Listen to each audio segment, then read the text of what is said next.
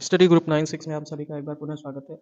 जैसा कि आप सभी जानते हैं कि इस समय हम लोग अपनी रिवीजन सीरीज पे काम कर रहे हैं। उसी रिवीजन सीरीज के अंतर्गत आपके लिए आज हम लेके आए हैं सीडीपी का प्रैक्टिस सेट नंबर 7। ठीक है ना। इससे पहले तक के जितने भी 6 वीडियोस जो आपके प्रैक्टिस सेट कराए गए हैं वो सभी के सभी आप प्लेलिस्ट में आप डाल देंगे। अगर आप प्लेलिस्ट चाहें तो प्लेलिस्ट से जाके एक्सप्लोर कर सकते हैं वो सारी वीडियोस। आप सारी वीडियोस देख लीजिए, बहुत ज़्यादा बड़ी नहीं, सब 25-30 मिनट के आसपास की वीडियोस हैं। और उनसे आपका जो रिदम है आने वाले एग्जाम्स में वो बहुत अच्छा प्रिपेयर हो जाएगा। ठीक है। अभी ये 2016 सितंबर का है। चलिए सॉल्व करना इसको शुरू करते हैं। प्रश्न संख्या एक हमारा कह रहा है, लियो वाइगत्स्की समाज संरचना सिद्धांत में दृढ़ विश्वास रखने वाले शिक्षक के नाते आप अपने बच्चों के आकलन के लिए निम्नलिखित में से किस विधि को वरीयता देंगे? सहयोगी प्रोजेक्ट, मानकीकृत परीक्षण, तथ्यों पर आधारित। देखिए ये तीनों ही क्या है हमारे इस प्रश्न के लिए नकारात्मक जवाब है। ठीक है ना। इस प्रश्न के लिए मैं कह रहा हूँ, अब ध्यान से देखिए सही क्या होगा। सही होगा ऑप्शन ए। क्यों? सहयोगी प्रोजेक्ट। देखिए लियो वाइगोत्स्की ऐसे वैज्ञानिक थे जिन्होंने अपने सामाजिक सांस्कृतिक सिद्धांत के लिए जाने जाते हैं। ठीक है। इन्होंने इस सिद्धांत में क्या बताया था कि बच्चा समाज के साथ अंतः क्रिया करके ही सीखता है। उसके सोच या व्यवहार में निरंतर क्या आता है, बदलाव आता रहता है। कैसे? जब बच्चे की सामाजिक अंतः क्रिया होती है। ठीक है ना। इनके अनुसार जो बालक था उसके संज्ञानात्मक विकास के लिए अन्य व्यक्तियों से अंतर संबंध किस प्रकार का है वो इस पर निर्भर करता है। ठीक है ना। इसलिए option A is the right answer. बढ़ते हैं अगले प्रश्न की ओर। प्रश्न संख्या 2 हमारा कह रहा है, अपनी कक्षा की व्यक्तिगत विभिन्नताओं से निपटने के लिए शिक्षक को चाहिए कि क्या चाहिए? शिक्षण और आकलन के समान और मानक तरीके हों। बच्चों को उनके अंकों के आधार पर अलग करके उनको नामित करें। अलग बिल्कुल नहीं करना है। ऑप्शन सी, बच्चों से बातचीत करें और उनके दृष्टिकोण को महत्व दें। ये बिल्कुल ऐसा करना चाहिए। बच्चों से बातचीत करना चाहिए और उनके दृष्टिकोण को महत्व देना चाहिए। और ऑप्शन डी, विद्यार्थियों के लिए कठोर नियम बिल्कुल नहीं।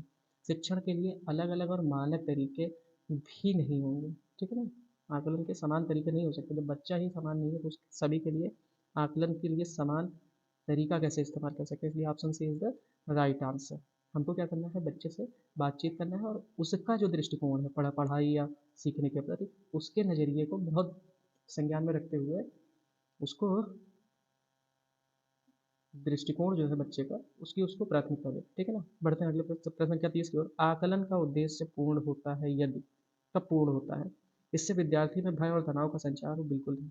भय और तनाव को इससे विद्यार्थियों और शिक्षकों के को प्रतिपुष्टि या फीडबैक प्राप्त हो। ठीक है ना, प्राप्त हो।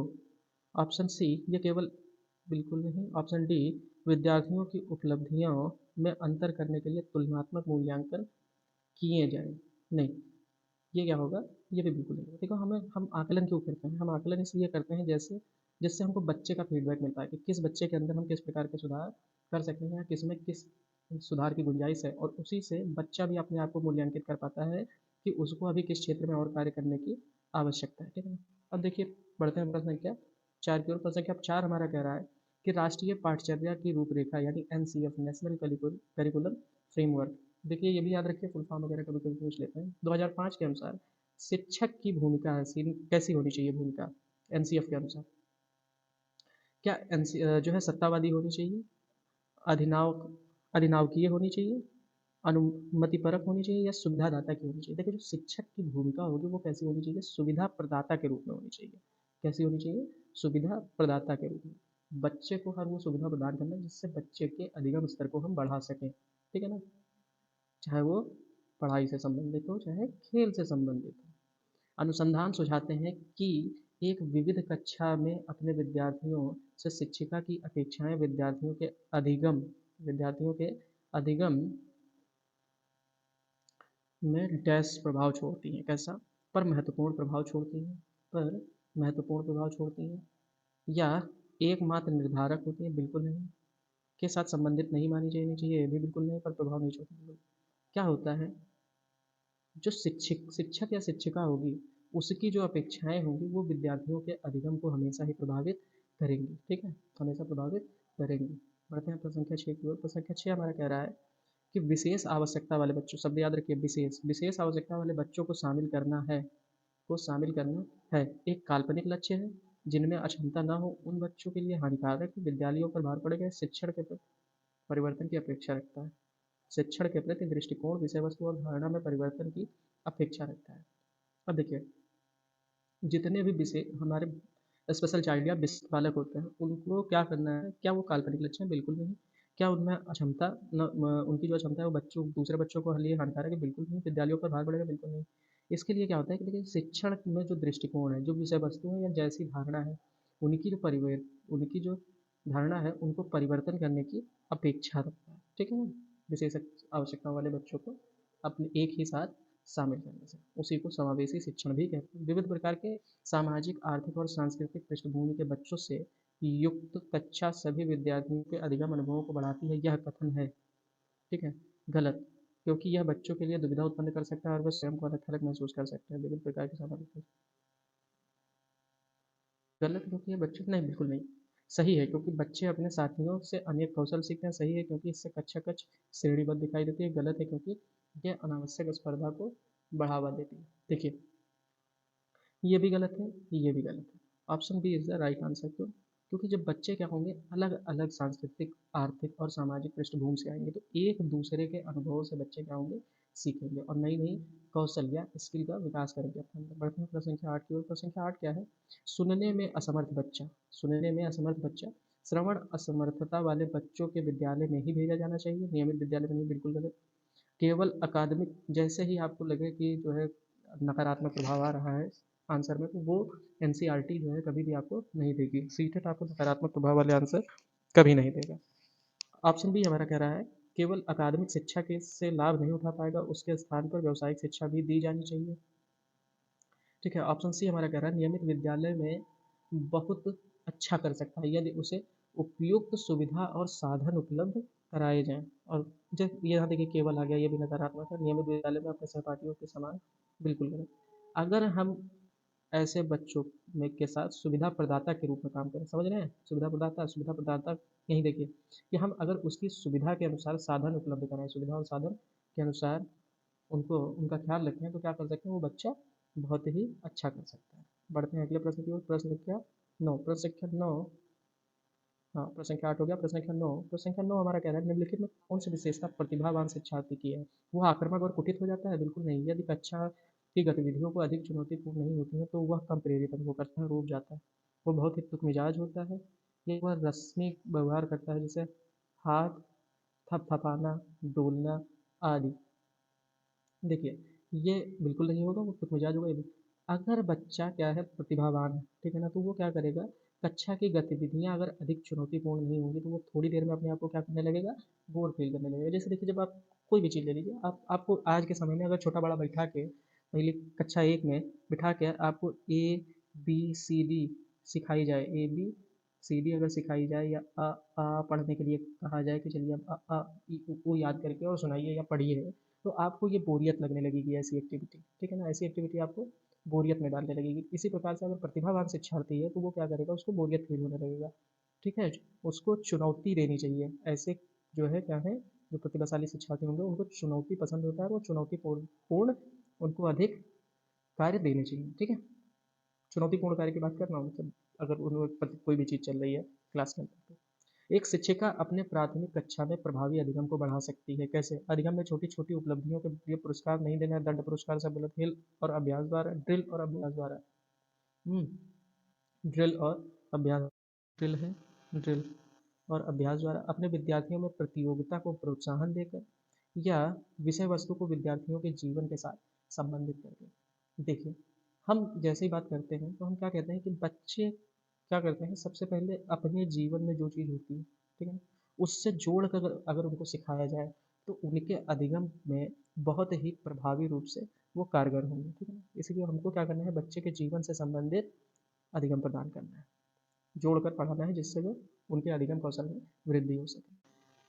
अगला है बच्चों के बारे में निम्नलिखित कथनों में से कौन सा सही है? कौन सा सही है? बच्चे की जानकारी के निष्क्रिय बच्चे जानकारी के निष्क्रिय प्राप्त करता है। बच्चे समस्या समाधान करता है, ये बिल्कुल सही है। बच्चे वैज्ञानिक शोध करता है, ये भी बिल्कुल सही है। बच्चे पर्यावरण के सक्रिय अन्वेषक हैं, ये भी बिल्कुल सही है। मुझे तो लग रहा है 2, 3 और 4 इसके लिए उपयुक्त आंसर होगा। जी, बिल्कुल। और चूँकि बच्चे क्या है, निष्क्रिय प्राप्त करना है, ये बिल्कुल गलत। बच्चे सक्रिय प्राप्तकर्ता होते हैं, ठीक है? Option B is the right answer, 2, 3 और 4। बढ़ते हैं अगले प्रश्न की ओर। प्रश्न संख्या 12 हमारा कह रहा है, विद्यार्थियों में संप्रत्ययात्मक विकास को प्रोत्साहन देने के लिए निम्नलिखित में से कौन सी विधि सबसे प्रभावी है? ए, अब देखिए ऑप्शन यहाँ से शुरू हो रहा है। ए, पुराने प्रत्ययों में से किसी संदर्भ के बिना नए प्रत्ययों को अपने आप समझ जाना। ठीक है। याद कर विद्यार्थियों को गलत विचार और सही विचारों में बदलना बिल्कुल नहीं, याद मानना नहीं। हमारे विद्यार्थियों को बहुत से उदाहरण देना, उन्हें तर्क शक्ति का उपयोग करने के लिए प्रोत्साहित करना, या जब विद्यार्थियों को वांछित संप्रयात्मक परिवर्तन न हो जाए तब तक दंड तो बिल्कुल नहीं करना। अब ध्यान से देखिए अब हमारे पास बचे दो ऑप्शन। ठीक है ना। तो पुराने प्रत्ययों को किसी संदर्भ के बिना, अगर हम पुराने कोई भी चीज़ हमने पढ़ाई है उसको रिलेट करके नहीं पढ़ाएंगे तो बच्चे की समझ में नहीं आएगा। इसलिए हम क्या करते हैं, इसी आप देखिए कोई भी किताब तो हम रहता है कि हमने पीछे क्या पढ़ा, अभी तक हमने क्या जाना, ठीक है ना, उनके पुराने अनुभवों से जोड़ कर पढ़ाना। इसलिए विद्यार्थियों को बहुत सारे उदाहरण देना और उन्हें तर्क शक्ति का उपयोग करने के लिए प्रोत्साहित करना इज द राइट आंसर। पढ़ते हैं अगले प्रश्न की ओर।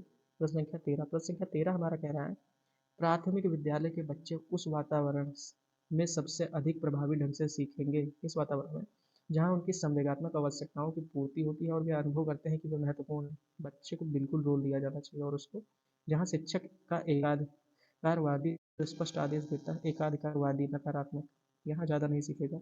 जहाँ मूल रूप से पढ़ने लिखने और गणित की संज्ञानात्मक कुशल पर ही ध्यान केंद्रित हो, ये भी नहीं। जैसे पर ही मतलब किसी एक चीज़ को अगर टिक कर कहे कि नहीं बस यही हो सकता है तो वो नकारात्मक सेंस प्रोवाइड करेंगे। जहाँ शिक्षक के सारे अधिगमों में जहाँ शिक्षक सारे अधिगमों में आगे होता है और विद्यार्थियों से निष्क्रिय रहने की अपेक्षा करता है, ये भी बिल्कुल नहीं। विद्यार्थी सबसे ज़्यादा कहाँ सीखेगा?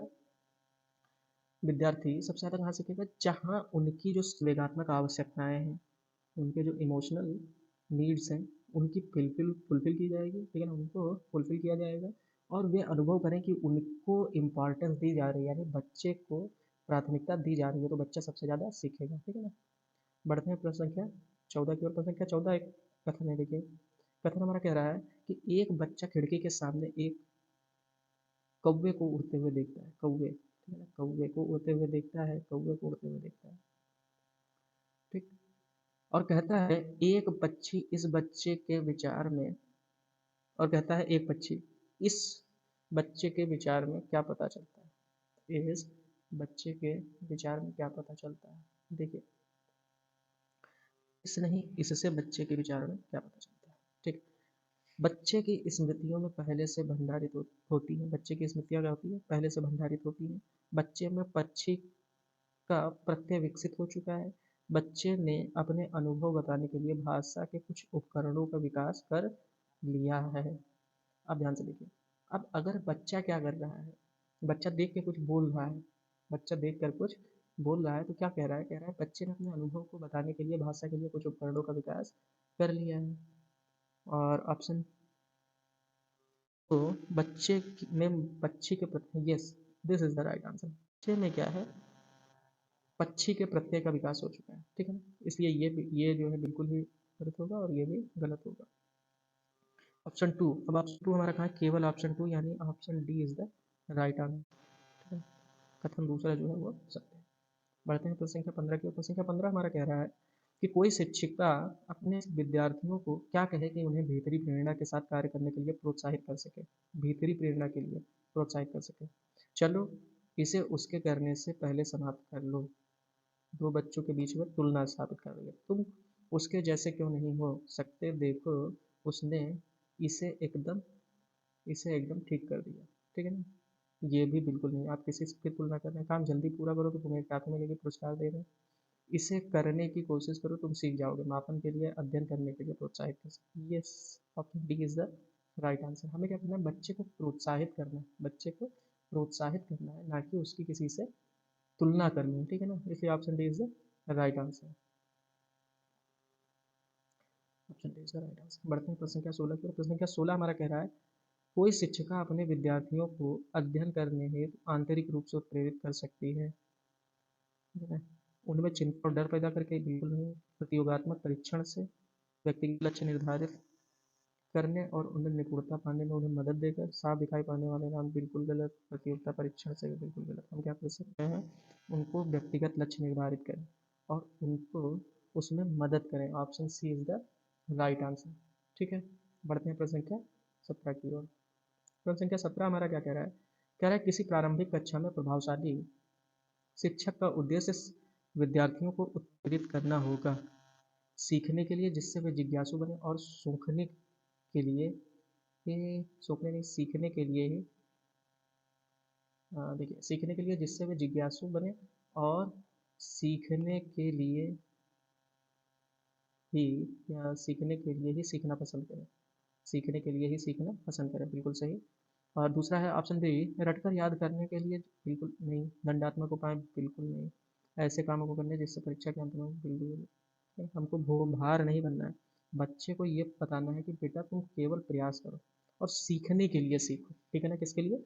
सीखने के लिए सीखो, ठीक है।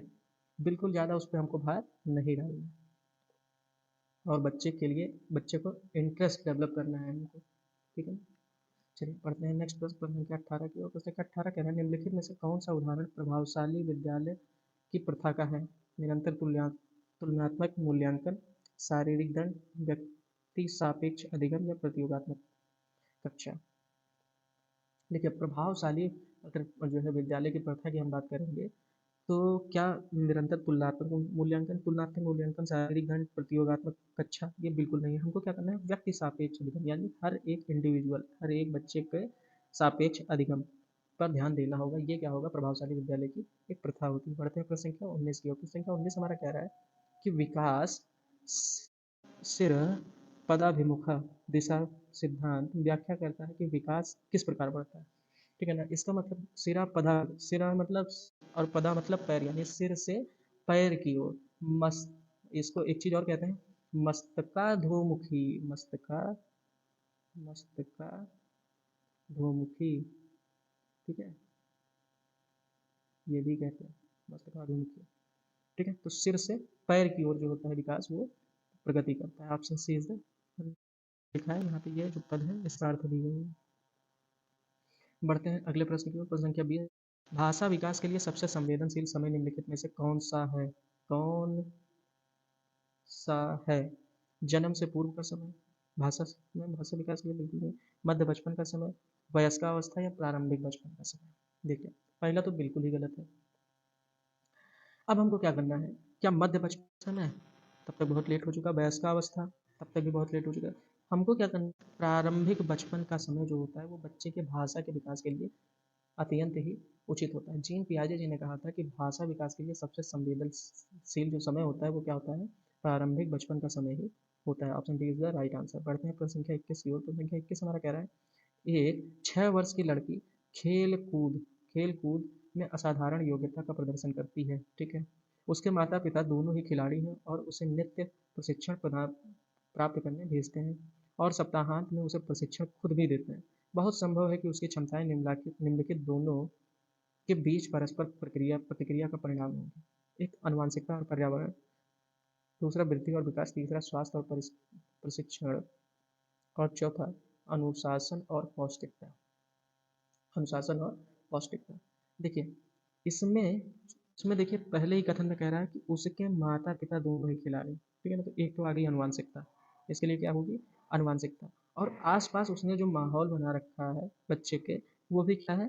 पर्यावरण के लिए खेल का, ठीक है ना? तो इसमें अनुवांशिकता और पर्यावरण जो होगा वो संभव है कि उसकी क्षमताओं के बीच बीच की दोनों हमें परिणाम मिले। प्रश्न संख्या 22 हमारा कह रहा है निम्नलिखित में से कौन सा सामाजिकरण के गौणवाहक हो सकते हैं? सामाजिकरण के गौणवाहक हो सकते हैं।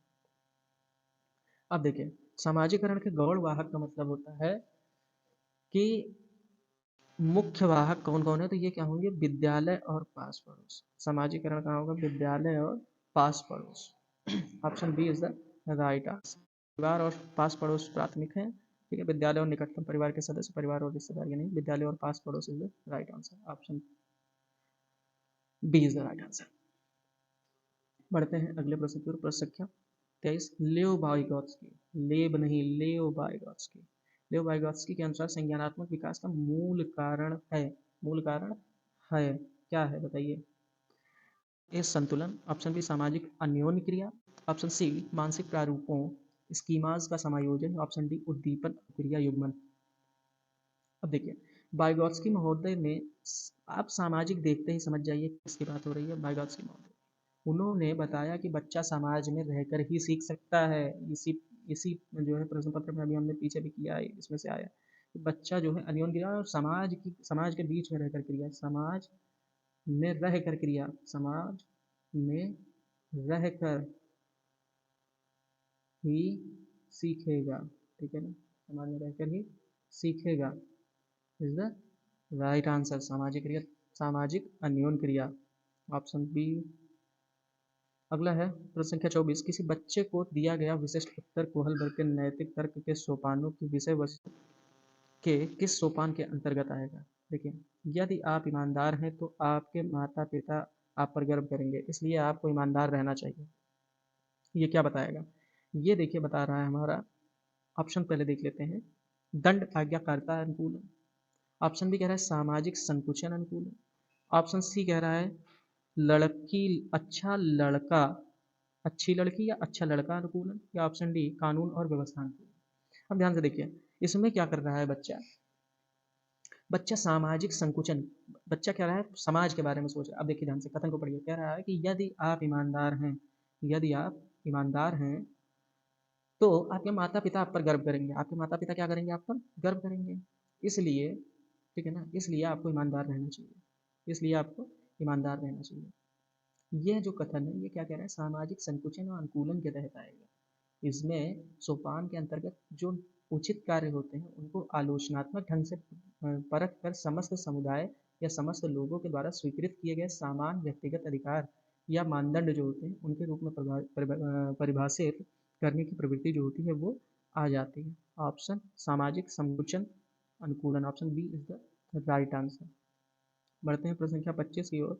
जीन पियाजे के अनुसार निम्नलिखित में से क्या आवश्यक है, विद्यार्थियों द्वारा पर्यावरण की सक्रिय खोजबीन, वयस्कों के व्यवहार का अवलोकन, ईश्वरीय न्याय पर विश्वास, या शिक्षकों और माता पिता में पुनर्बलन। देखिए, जीन पियाजे महोदय ने कहा कि जो विद्यार्थी हैं वो क्या करें, वो क्या करेंगे, वह शिक्षार्थियों के द्वारा जो पर्यावरण की सक्रिय खोजबीन है यह अधिगम के लिए अत्यंत ही आवश्यक है। ठीक है ना, option A is the right answer. बढ़ते हैं प्रश्न संख्या 26 की ओर। जीन पियाजे के अनुसार स्कीमा निर्माण, स्कीमा या प्रारूप के निर्माण में वर्तमान योजनाओं के अनुरूप बनाने हेतु नवीन जानकारी में संशोधन और नवीन जानकारी के आधार पर पुरानी जानकारी या योजनाओं में संशोधन के परिणाम के रूप में घटित होता है। इन दोनों संक्रियाओं को क्या कहा जाता है, समायोजन और अनुकूलन के रूप में। ऑप्शन बी समावेशन और अनुकूलन के रूप में, ऑप्शन सी साम्यीकरण और संशोधन के रूप में, या ऑप्शन डी समावेशन और समायोजन के रूप में। ध्यान से देखिए, इसमें क्या हो रहा है, समावेशन और संयोजन हो रहा है। देखिए, नवीन जानकारी को जो संशोधन होता है उसको समायोजन कहते हैं, उसको क्या कहते हैं, समायोजन। नवीन जानकारी, जब हम नवीन जानकारी को संशोधित करेंगे अपने अंदर तो वो समायोजन होगा। ठीक है, और पुरानी जानकारी में अगर हम कुछ कहेंगे, पुरानी जानकारी में हम अगर कुछ करेंगे तो उसको संशोधन कहेंगे, उसको क्या कहेंगे, संशोधन कहेंगे, उसको संशोधन कहेंगे। ठीक है ना, या समावेशन, संशोधन या समावेशन अगर पुरानी जानकारी में करेंगे। ठीक है ना, इसलिए option B is the right answer, समावेशन और समायोजन। बढ़ते हैं प्रश्न संख्या 27 की ओर। किसी प्रगतिशील कक्षा की व्यवस्था में शिक्षक एक ऐसे वातावरण को उपलब्ध कराकर अधिगम को सुगम बनाता है जो खोज को प्रोत्साहन देता है, नियामक है, समावेशन को हतोत्साहित करता है, या आवृत्ति को बढ़ावा देता है। देखिए, इसमें क्या होता है, जो प्रगतिशील कक्षा व्यवस्था होती है उसमें शिक्षक आवृत्ति, जो आवृत्ति होती है, रिपीटेशन होता है, उसको बढ़ावा देकर अधिगम को क्या करता है, सुगम बनाता है, आवृत्ति को बढ़ावा देकर। Option D is the right answer. बढ़ते हैं प्रश्न संख्या 28। हार्वर्ड गार्डनर, हार्वर्ड गार्डनर का बहुबुद्धि सिद्धांत क्या सुझाता है। ठीक है ना, सुझाता है कि बहुबुद्धि सिद्धांत, बहुबुद्धि सिद्धांत सुझाता है कि हर बच्चे को प्रत्येक विषय 8 भिन्न तरीकों से पढ़ाया जाना चाहिए ताकि सभी बुद्धियां विकसित हों। बिल्कुल। ऑप्शन बी कह रहा है बुद्धि को केवल बुद्धि लब्धि परीक्षा से ही निर्धारित किया जा सकता है, ये भी बिल्कुल गलत। केवल, ऑप्शन बी कह रहा है भाग्य, क्षमता, भाग्य है और एक अवधि के भीतर बिल्कुल है। ऑप्शन सी शिक्षिका को चाहिए कि विषय वस्तु को वैकल्पिक विधियों से पढ़ाने के लिए बहुबुद्धियों को एक रूपरेखा की तरह ग्रहण करे, is the right answer. Option C, Howard Gardner के अनुसार बहुबुद्धि का सिद्धांत यह बताता है कि शिक्षिका को चाहिए कि विषय वस्तु का वैकल्पिक विधियों से पढ़ाने के लिए वो बहुबुद्धियों को एक रूपरेखा की तरह ग्रहण करें। Option C is the right answer. बढ़ते हैं प्रश्न संख्या 29 की ओर। प्रश्न संख्या 29 हमारा कह रहा है कि कोई 5 साल की लड़की एक टी शर्ट को तय करते हुए अपने आप से बात करती है। लड़की द्वारा प्रदर्शित व्यवहार के संदर्भ में निम्नलिखित में कौन सा कथन सही है? कौन सा कथन सही है? देखिए ऑप्शन ए जीन पियाजे और लेओ वार्गत्स्की इसकी व्याख्या बच्चे के विचारों की अहम प्रकृति के रूप में करेंगे, बिल्कुल गलत। जीन पियाजे और इससे अहम केंद्रित भाषा कहेंगे और लेओ वार्गत्स्की इसकी व्याख्या बच्चे की निजी भाषा के रूप में, बिल्कुल गलत। ऑप्शन सी जीन पियाजे ने इसकी भाषा सामाजिक अन्योन क्रिया के रूप में करेगा और लेओ वार्गत्स्की खोजबीन मानेगा इसे। ऑप्शन सी ये भी गलत। ऑप्शन डी जीन पियाजे और लेओ वार्गत्स्की इसकी व्याख्या बच्चे के द्वारा अपनी माँ के अनुकरण के रूप में करेंगे। यस, ठीक है ना। ये है अपनी माँ के अनुकरण के ऐसे गुण जो होते हैं वो क्या होते हैं, गुणों का विकास होता है माता के क्रियाकलापों को देखकर उत्पन्न होता है। Option D is the right answer. आज के बढ़ते हैं अगले, आज के सेशन का आखिरी प्रश्न, लिंग क्या है? लिंग है, ठीक है ना। प्रश्न कह रहा है लिंग है।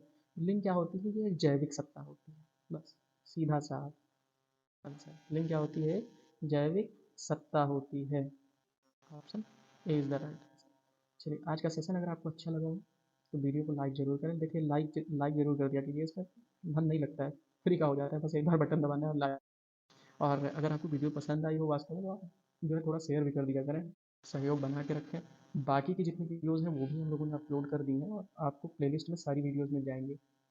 आपको ईवीएस आपको ईवीएस की वीडियोस, ठीक है ना, सीबीपी की वीडियोस, आपको मैथ्स की भी वीडियोस और हिंदी, ये 4 सब्जेक्ट जो हैं अभी हम लोग कवर करा पा रहे हैं। इसकी सारी की सारी प्रैक्टिस से 2011 से लेकर और 2021 के मध्य तक की जितनी है वो सारी हम परीक्षा से पहले आपको उपलब्ध करा देंगे, जिसमें मैक्सिमम आपको हो गए होंगे 10 से 12 वीडियोस इसके मिल गए, ये 7 से 8 वीडियो इसके हो गए, मैथ्स के 2-3 वीडियो हो गए और हिंदी के भी 6 से 7 वीडियोस हो चुके हैं। तो बस ये जो है अब क्रिया बहुत तेज़ी से चल रही है, इसलिए अगर आपको बाकी के वीडियो और नोटिफिकेशन को मिस नहीं करना चाह रहे हैं तो आप चैनल को सब्सक्राइब भी कर दीजिए, ठीक है, सब्सक्राइब जरूर करें जिससे आपको नोटिफिकेशन मिलता रहे और नोटिफिकेशन की बेल भी दबा दीजिएगा। मिलते हैं आपको अगले वीडियो में, तब तक के लिए धन्यवाद, नमस्ते, जय।